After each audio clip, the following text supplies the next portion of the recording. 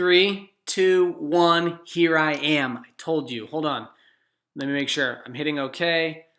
Now I just need confirmation that you all can see me as well. Okay, Jackson, we got the wife. We got the wife in. Okay. All right, let's go. Let's make sure we can lock this in. There we go. Got it locked in. I just need to know as soon as... There we go. I need to... Oh, look at that. I think you guys can see me. All I need to know in the chat is whether you can see me or not. Okay, Eric says yes. Ryan says yes. Damon says yes. We've got everybody. Okay. Rock and roll. Look, this is a great example of DMGB. So turns out I turned on my phone, turned on my iPad, and neither one of those two devices do direct streaming. So turned on my computer, and it does streaming, but it only does streaming if you have downloaded the software. And there is not one software, there's hundreds of softwares to download. And then you download them, and they're confusing and complex. Hey, you know what, Ryan? I do deserve a bourbon, and I appreciate that, but tonight I have a glass of wine. So we're gonna enjoy ourselves. I wish I knew what we were drinking tonight. It was something from the Gary V winetext.com, Gary Vaynerchuk. So anyway, here we go.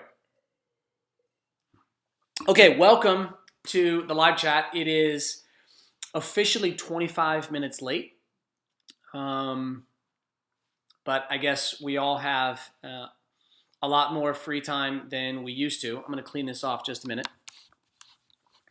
Okay, we got a lot more free time than we used to, and I don't have an agenda so much. I've got a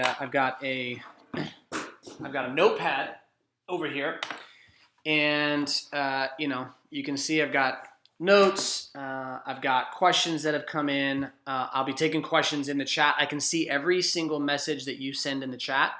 So if you've got messages, go ahead and send those through. I have no idea whether or not the messages come through right away. I do know that the video coming back on my end is delayed by probably 30 seconds. So I'm not worried about what I'm seeing on the video, but I am looking at the chats. So we've got, I'm going to go till 9:30 since we're late. We'll go till about 9:30.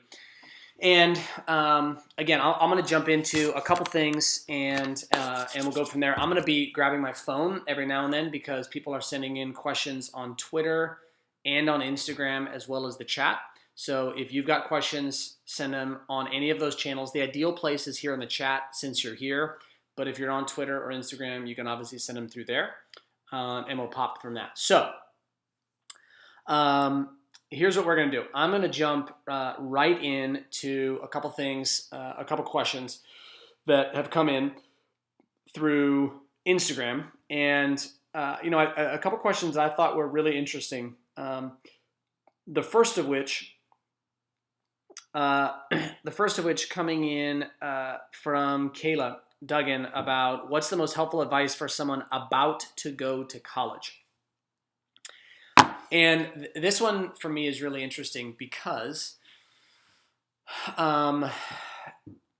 if you're asking me now, the answer is different than it would have been 15 years ago right after I graduated, and probably different than 8 or 10 years ago. And that's only, Kayla, because the world has changed.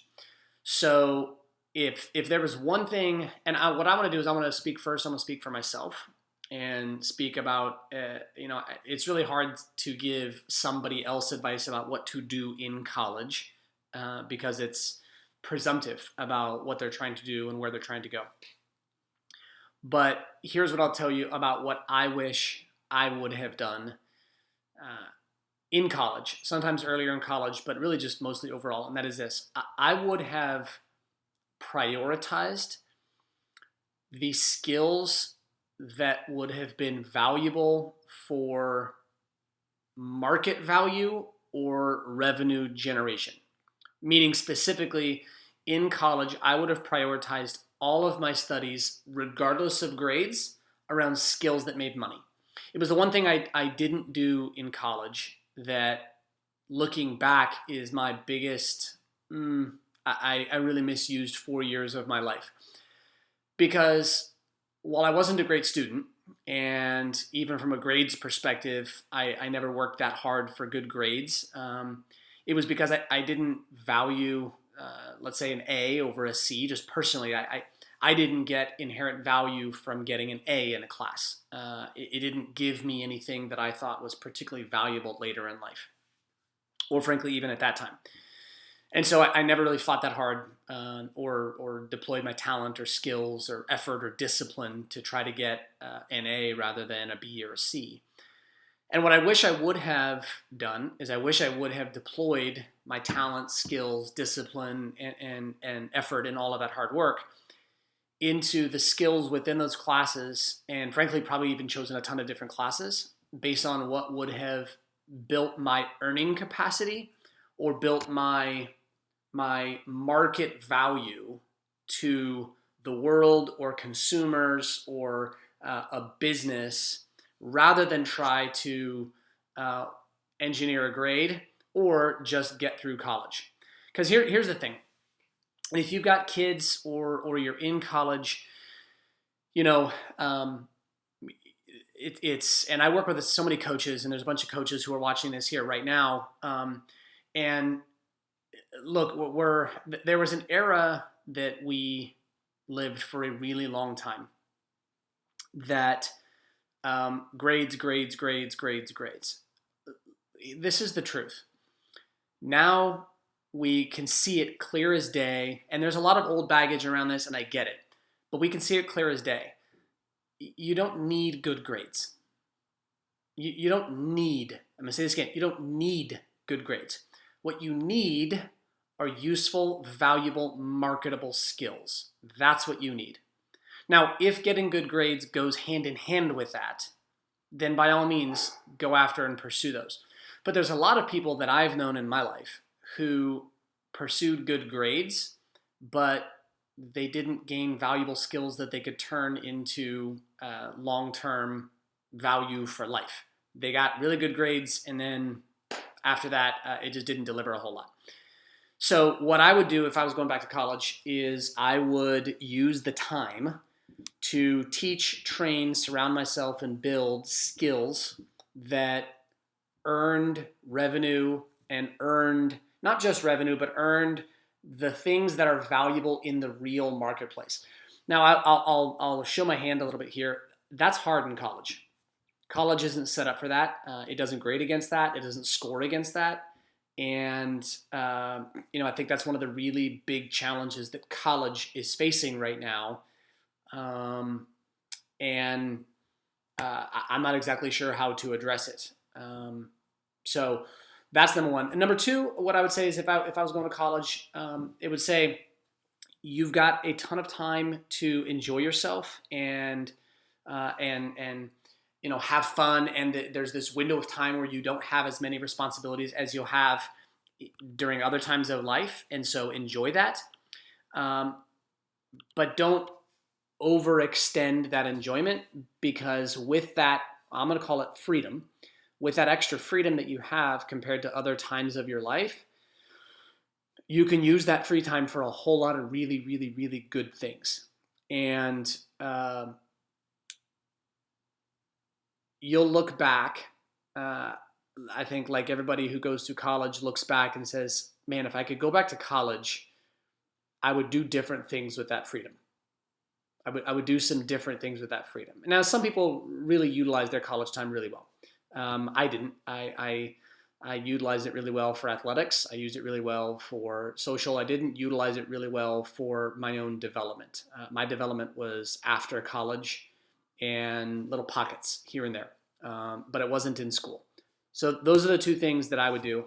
I'm going to make sure I plug my computer in because it came unplugged somewhere along here. That's what I would do. And look, college is a tricky and interesting situation for a lot of people right now and in the future. There's a lot of options that aren't college, and depending on how much debt you're taking on and how much debt you're going into, college is a very interesting question. So I think the simplest thing is this: if you're not going to utilize all of college, don't go. If you're not going to utilize that, don't take on the debt. It is there's just a lot of other things that you can do. So anyway, that's the answer to the college question. Second one just came in here on chat. Can I explain E plus R equals O at a high level? Yes, I will. And then let's talk about buy-in. Okay, good question. Let's go back to back on these. Michael and Kevin. First, can you explain E plus R equals O at a high level? I can. Here's what E plus R equals O is. E plus R equals O is event plus response equals outcome. Life, business, relationships, your day, your entire life, anything that's in your life is a flow of events. And as those events unfold moment to moment, hour to hour, minute to minute, day to day, as they continue coming out, you are responding to each moment that you are in some way, shape, or form.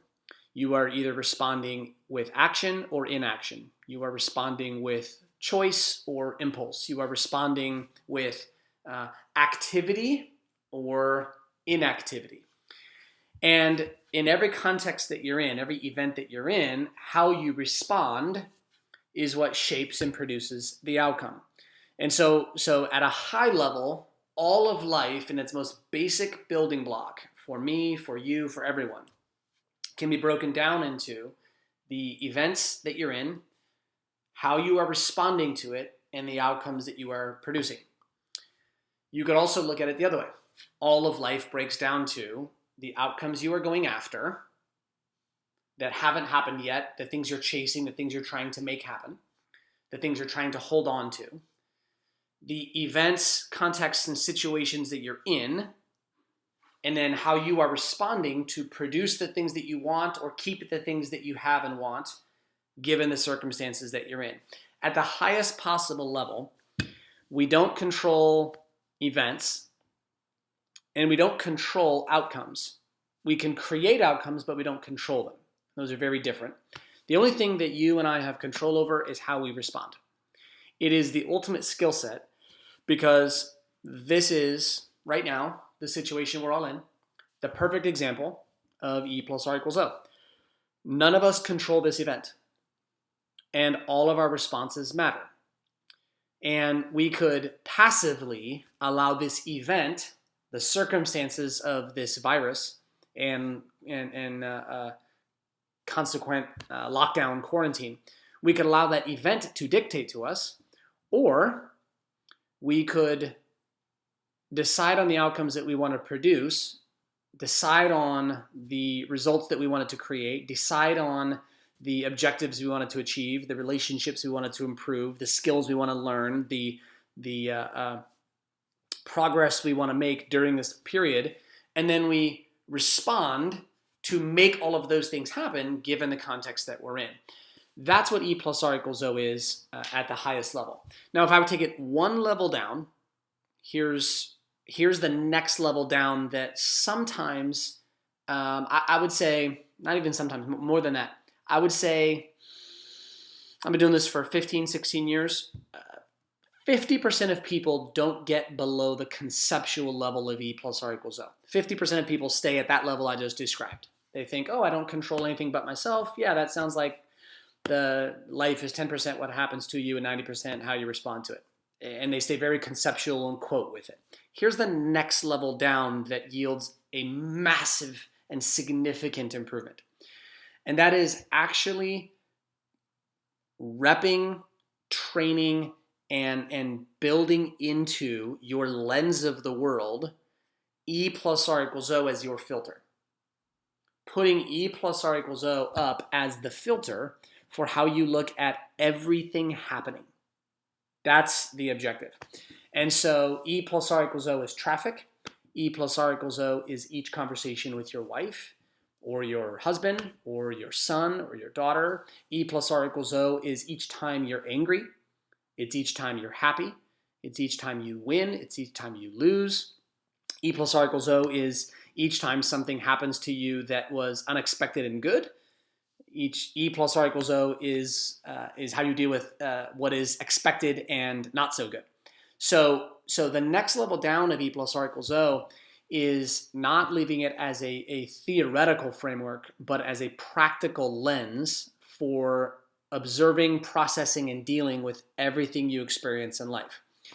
And the hard part about that for everybody who's new to this, or frankly, everybody who's kind of in the middle, is it's really easy to do it once and you see the utility of it. The hard part is doing it again and again and again and again and getting enough reps and training yourself enough so that it operates like software in the back of your mind at all times, and then your skill level varies over time. The way I like to tell people is this. The objective, and I'll use my phone as an example. The objective is for E plus R equals O to operate like the software on your iPhone. The software on your iPhone is constantly there. It's housing everything that's in this device. It's got all these apps in it, which would be the equivalent of your individual skills. But you can't quite see the software. You don't see the iOS on the device. It's just there, it's streaming, and it's moving forward. That's what you want E plus R equals O to be. You don't want E plus R equals O to be a mechanical, robotic, very front brain, calculate, strategic everything. That's not how E plus R equals O works. Early, it will feel like that. But what you want to do is make it your lens, make it your frame, make it the filter, and get enough reps where it really starts to become a lot more of a natural feeling process for how you go about things. And at the simplest level, what that processing would be a very quick and rapid process of identifying the outcome you want to create, observing with reality and self-awareness the circumstance that you are in, and then being able to identify and engage in a response of your choosing that is discipline in being pointed towards the outcome that you actually want, that has skill involved in it. That's the basic. What outcome do I want? Set it, make sure I know what it is, see this situation I'm in with self-awareness, respond with discipline and skill to produce that outcome given the situation. How quickly can you engage in that? That's the most important piece with E plus R equals O. Now the second question that Kevin was asking, one second. The second question that Kevin was asking is being all in with E plus R equals O. How do you go about gaining buy-in and adoption in businesses, schools, organizations? I'll even extend it, Kevin, to families. How do you get buy-in? Well, the first piece is something maybe some of you have heard me talk about before, and that's this. Wherever you are and wherever you want buy-in, this is the key. Don't ask for buy-in. Create something worth buying into. That's number one. If you ask people to buy in, look, it's something I would ask of all of you. If somebody comes to you and says, hey, buy in, come buy in, does them pleading or telling you, hey, come buy in, is that persuasive for you? Is that persuasive? If somebody says, just buy in, does that move you to say, yeah, I will? My guess is no. That's my guess. What is persuasive is when you show them it works. What's persuasive is demonstrated results. What's persuasive is personal energy. That is what is persuasive. What's persuasive is when they combat, resist, fight, defend, and you are a pillar of strength and love and optimism and energy, and you neither get angry nor do you put undue pressure on them. You put the right and appropriate amount of pressure. You create an environment where they are safe and comforted, but also challenged at the same time. Now, that's difficult and it's hard, but it's a key distinction. Asking for buy-in just doesn't work.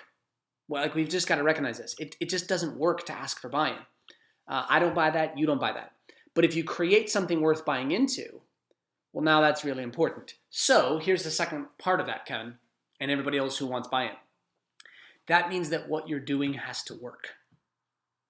Not be proven, not work before it was supposed to. It means this. It means that if you want people to buy in, then you are on the hook for putting something out there that is worth buying into because it's going to deliver. That's it. It has to deliver.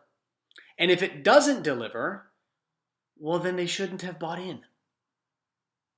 And that's the hard part. Right? That's the unknown of all of this. I mean, people ask this question all the time. When does culture work? And one of the things about culture that I try to tell people is, look, there's no guarantee that culture works because there's no guarantee that the weight room works. There's no guarantee that a diet works. Now, here's what we know. What we know is if you eat better for an extended period of time, you have a really, really good chance of getting in better shape than you are. That's what you know. If you work out consistently and you eat much better than you currently eat, even if you're a good eater, but if you're not a good eater, like if you just eat much better and you work out consistently and you give it 1 year, that's worth buying into because you will get in better shape and healthier. Now, you might not get to the exact state that you wanted, but you're going to go in a really good direction. And so I would be very confident in presenting something to you that I would say, look, this is worth buying into. And I'm not going to ask you. I'm just going to show you this works. Like it takes you in a good direction. Now, you might not get ripped like Brad Pitt in Fight Club or Arnold Schwarzenegger or, whoever it is, whatever your image is, right? But you'll go in a really good direction, and I would be willing to stake my claim and reputation on that. Now, if you ask me to teach you, how to get good at bowling, I wouldn't ask you to buy in because if you listen to me on how to bowl, it would never work. So I'm on the hook. If I want you to buy in, I'm on the hook that what I'm telling you has to actually work. And that's why I really try to speak only on things that I know, only on things that I do. Even if I'm not good at them, I'll speak from the experience of screwing it up a lot. That's the biggest thing is focusing on creating something worth buying into. And that's mostly a mindset change. And what that will do, Kevin, and everybody else, when you get that mindset change, it changes how you interact with people and it changes the longevity that you stay the course. Way too many people get frustrated that they're not getting enough buy-in soon enough and they tap out when they're not getting the buy-in. When you focus on creating something worth buying into, now you are responsible in staying the course until you get the stuff worth buying into. So let me jump to the next one. Actually, I think there's a couple questions that came in here. Hold on. A couple questions came in on Twitter, and I want to answer those here real quick. Hold on.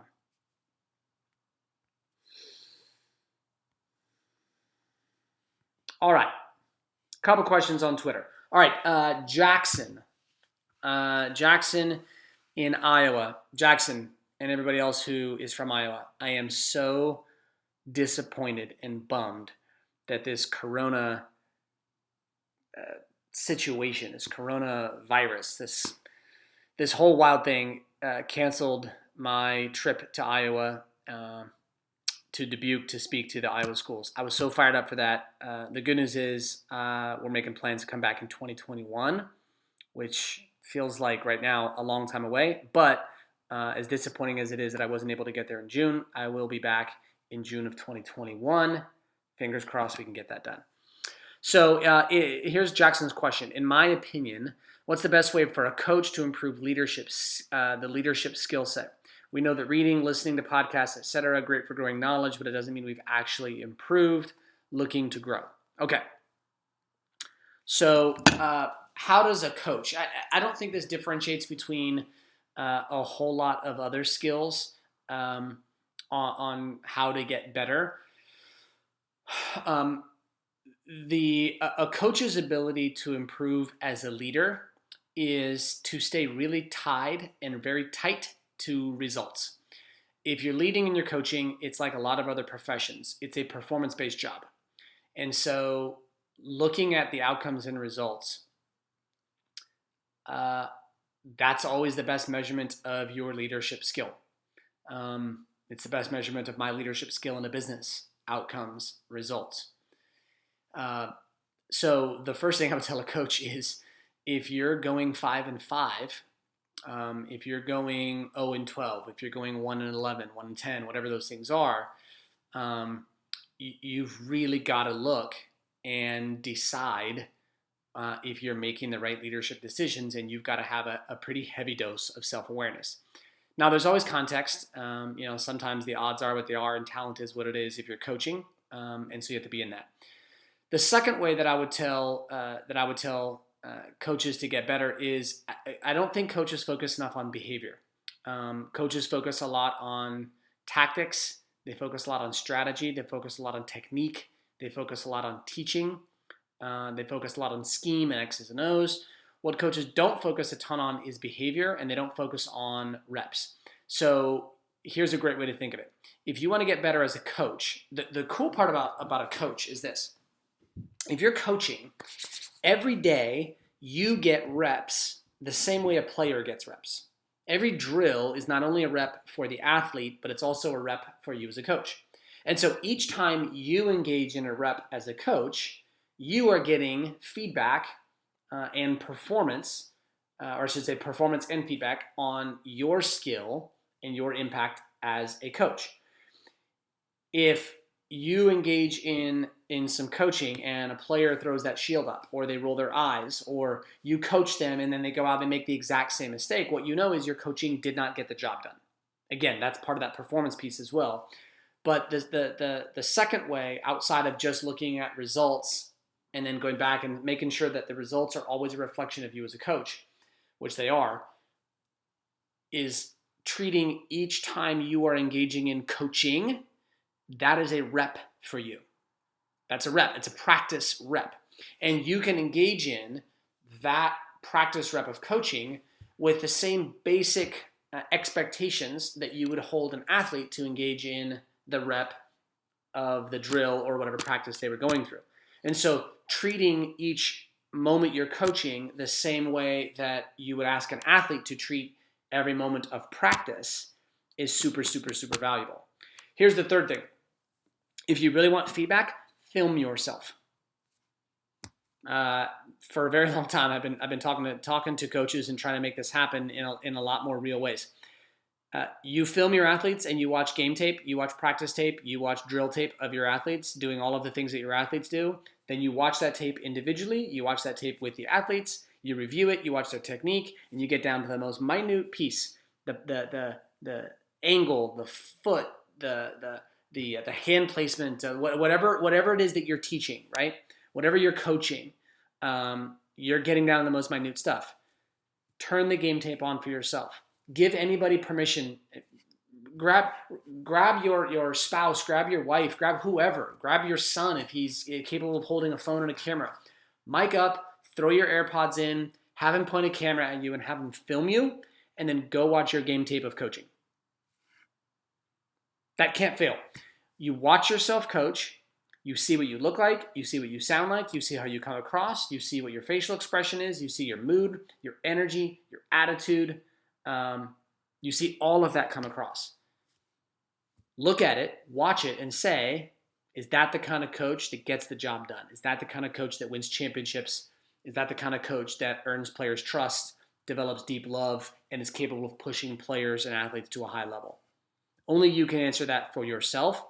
But if you're going to ask your athletes to watch tape of themselves, I would tell you, watch tape of yourself also. There's my answer. Okay, a couple more questions, and we're not out of wine yet, but we're moving our way there.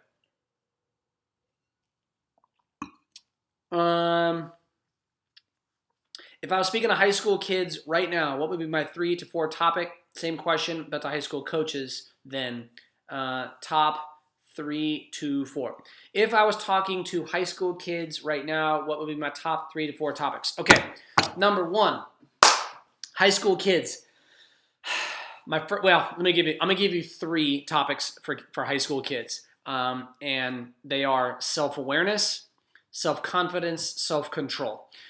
My son is 3. I'm starting this process with him now through a 3-year-old version, and I want him to get this obviously later on. But if I had a group of high school kids that I was engaging with on a daily basis, the first 3 answers are self-awareness, self-confidence, self-control. Know yourself, believe in yourself, control yourself. That is the holy grail of being a great human. That's the holy grail. And it's so important for high school kids because self-awareness is hard. They tend to self-judge because they're teenagers. We all did. They also lack self-awareness because they're selfish. We all were. Self-confidence is always an issue because you're in that awkward stage of your teen years. And then self-control is obviously a hard part because we're not fully developed yet. So giving the high school kids the conversation of and the constant framework of we're going to talk self-awareness, how do you know who you are? Then we're going to talk self-confidence, which is how do you believe in who you are? Notice, if you know who you are, you're in a better position to believe in who you are. I mean, that topic right now, I ought to talk about this a lot more, but I'm kind of treading lightly coming into this because I want to be smart about this. I want to be wise and intelligent. But that topic in high schools for kids and young people, given what is going on in the world and given what is going on in high schools and the self-esteem and the suicide rates and the issues of, you know, what people think these devices are doing to people. It's not the devices, by the way. All of that, teaching self-awareness and teaching self-confidence combined.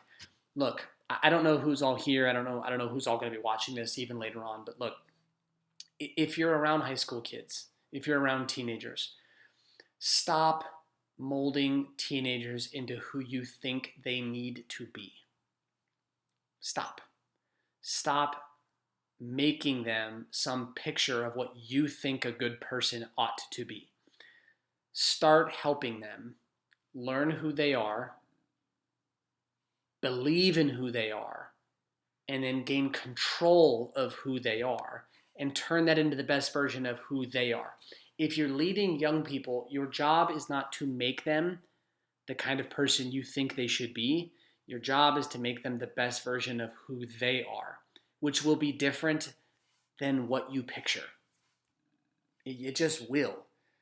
And we're still in a spot where too many people who are leading young people, too many authority figures are forcing young people down paths and into pre-fit scripts of what a person ought to be or who this needs to be. Self-awareness, self-confidence, self-control. And then here's the fourth one. The fourth one that I would be talking to young people about is this. And it's the same thing I would talk to everybody about. Discipline is the shortcut. The fastest path between where you are and where you want to get is discipline. Every other path takes longer. People say there are no shortcuts. That's not true. There are shortcuts. You can't make it shorter than it possibly could be. We can't make something happen in a week that demands at least 6 months. That doesn't happen. But here's the thing. If the shortest path available is 6 months, not many people take that path. Most people take a path if there's something that takes 6 months of dedicated, discipline-focused hard work with absolute intensity, and that's a 6-month path. Most people probably average 3 years to make that happen. And so they take a long path. But if you bring discipline to it, you can actually get there in 6 months, and that is a fast path. It is, in fact, a shortcut. So for all young people, I would want to instill in them the understanding that the fastest path, the most reliable path, the path that gets them there sooner is the path of discipline. And if they want to take a long time until they make money, if they want to take a long time until they get to happiness, if they want a long time until their parents trust them, if they want a long time until they get a starting position, well then follow some other path other than discipline. But if you want to get there fast and you want to get it quick and you want to actually get to that shortcut, you want to take that straight line, I would be teaching them how to make the choices of discipline so that they could actually go down the path that got them where they wanted to go quicker and feed their self-interest on that. That's what I would be focusing on. If I'm talking to a high school coach, I'll add 2 more for high school coaches. If I'm talking high school coaches, it is once and for all, get a firm, concrete understanding of what culture is, why it matters to your program, and how to actually build it. Get your arms around culture. No concepts, no theories, practical culture. Second thing I would tell high school coaches, teachers, staff, frankly, anybody in a high school, and that would be keep a 1-to-1 ratio between the amount of time you spent teaching your athletes and the amount of time you spend teaching your staff. If you're going to teach athletes culture for an hour or a half hour, then you bring your staff separately, sit them down, and you do an equivalent hour with your staff on your staff's standards. Do not think that just because somebody has been in the profession or is in a staff role that they get it. You've got to focus on and develop your staff and their skill and their issues and work through their problems and their default behaviors and their BCD and their distrust and all the things that exist in a staff. Work through that with your staff with the exact same diligence, effort, intensity, and focus that you bring to the athletes themselves. That's what I would tell high school coaches, or frankly any coaches for that matter.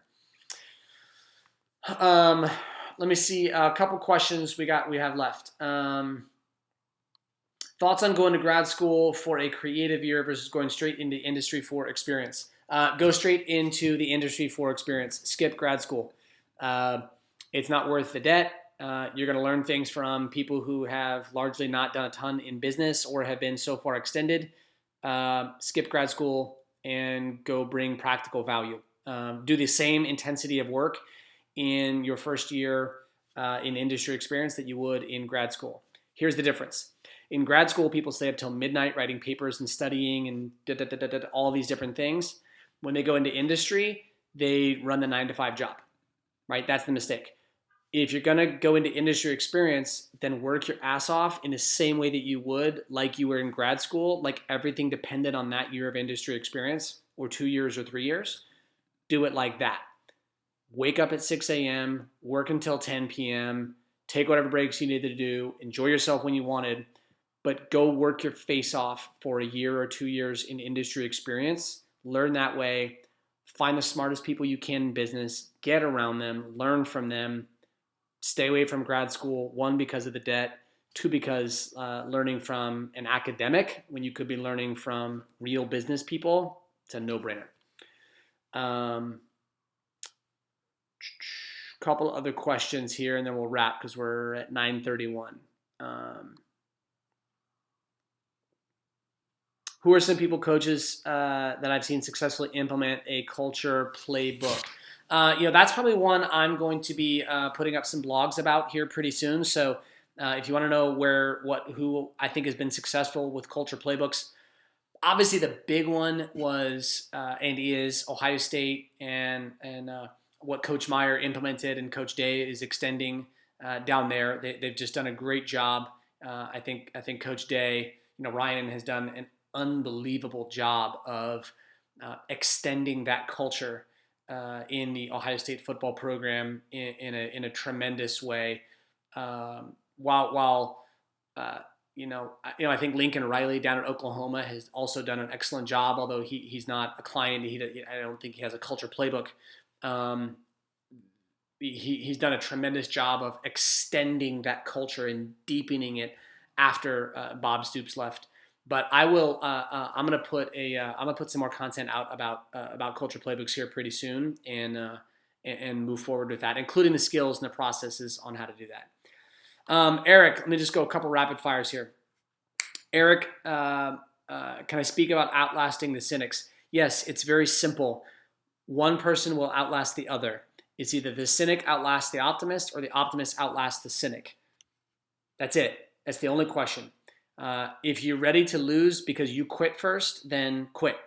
But I know for myself, if it's me versus a negative person or a cynic or somebody who's resistant, I will never lose because I quit. It just will not happen. So keep it really black and white.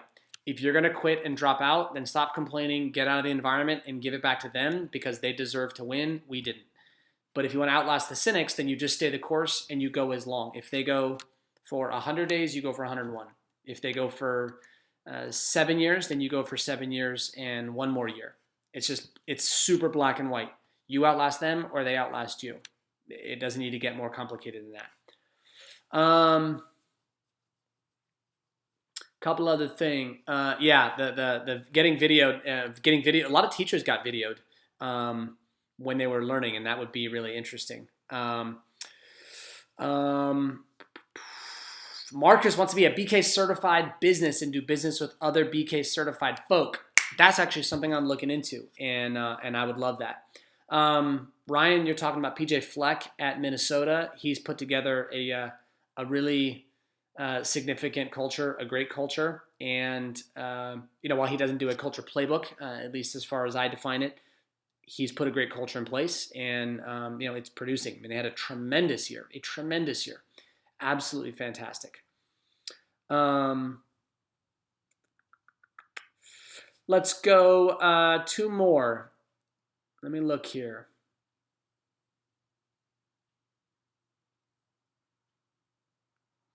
Good question. If the buy-in is worth it with proven results, is there a point where you stop pushing an athlete to improve and buy in? The answer is no, there is not. There is not a point where you stop pushing to improve and keep creating something to buy into, because here's this. The second there is nothing left to do, it's over. That's it. The second there's nothing left to do, it's over. And I'm gonna shift gears on you guys. This is why marriages die.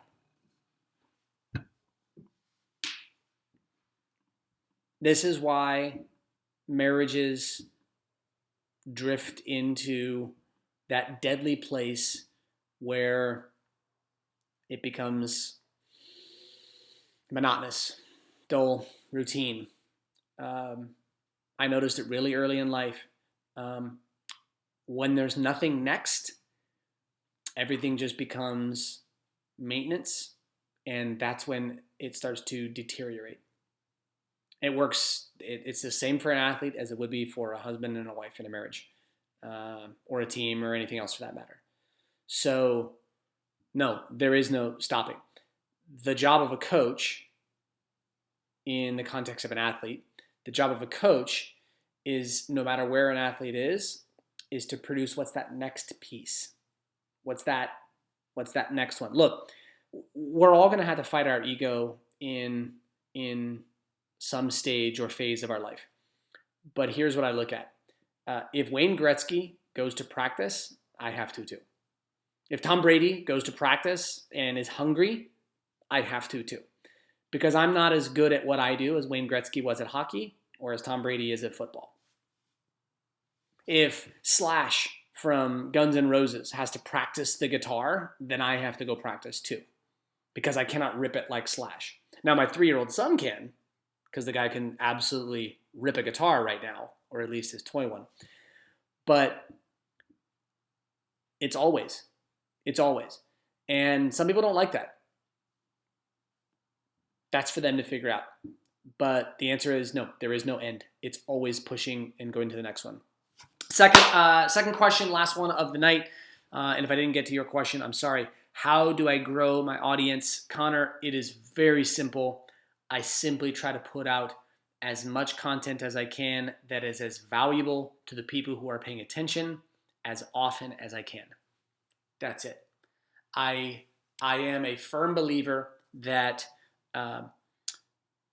if you don't ever buy a thing from any of the businesses that I'm in, and any of the content that I put out that is paid, or attend an event, or join the Daily Discipline community, if you consume everything that I do and I put out for free and it works, I'm glad. I am so happy, because that's what it's about. It's about delivering something useful. And so the only way I work to grow an audience is I try to put out content that's valuable to the people that I think I have value to deliver to, and that is it. That's all I do. From there, it's I let people determine whether it's valuable and whether they want to continue or follow, and it's their choice, because everybody's attention and time is precious. And if anybody gives me any, it's frankly still astounding to me that it happens. So anyway, thank you for dialing in tonight. We went like 40 minutes, not a half hour, a little over 40 minutes, I think. And I appreciate it. Next time we will start on time because we've got the streaming software now. And everybody stay safe. I hope the weather warms up here in Charlotte pretty soon so I can get back to t-shirt weather. And I will let you all know when I'm going live again across all of my social channels. It's not easy to update everybody on YouTube when I'm going live, so follow me on Twitter, follow me on Instagram, follow me on LinkedIn. Sign up for the Daily Discipline email list at dailydiscipline.com. It's free. Comes Monday through Friday. If you do want to go all in, you can join the Daily Discipline community. It's where I'm posting new videos every single day, including the hit Fire Pit Fridays every Friday. But I post a video Monday through Friday on a different topic. I post all my best content, exclusive slides, downloads, PowerPoints, commentary. You can ask me a question every day of the week, anytime, and I will answer you directly. It's in the Daily Discipline community. You can sign up there, go check it out. Would love to have you in there. But if not, then by all means, follow on all the social channels and get the Daily Discipline email each morning, like about 30,000 people do. Would love to have you there. I appreciate all of you. Thank you. Stay safe, and I'll talk to you when we go live again.